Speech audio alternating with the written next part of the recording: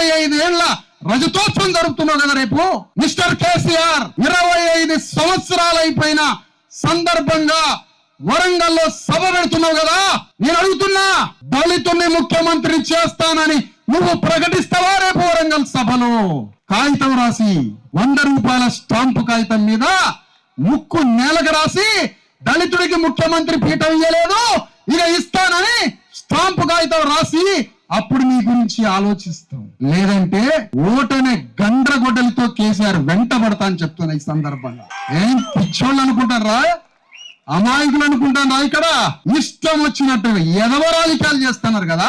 ఎవడు ఇష్టం వచ్చినట్టు రాజకీయాలు ఎందుకు మాట్లాడలే మీ పార్టీ వాడు? ఏ విధంగా నువ్వు దళితుడి ముఖ్యమంత్రి చేస్తానని అబద్ధమాడి 1% లేని వెలమలు రాజ్య సింహాసనం మీద కూర్చొని అర్హత ఎక్కడిది? ఒక దళితుడిని ముఖ్యమంత్రి సింహాసనం మీద కూర్చోబెడతా అని నువ్వు ప్రకటించకపోతే నిన్ను ఎవడు నమ్మాలా? నీ పార్టీని ఎవరు నమ్మాలి? ఈ మాటని కాంగ్రెస్ అడుగుతున్నది. బీఆర్ఎస్ పార్టీ ఎందుకు దళితుడిని ముఖ్యమంత్రి చేయలేదు అని అడుగుతుంది. అవును, కేసీఆర్ లంగే ముఖ్యమంత్రిని చేయలే, మరి నీ లంగా బతికేంటి అంటన్నా, నువ్వెందుకు చేయలేదని కాంగ్రెస్ అడుగుతున్నా.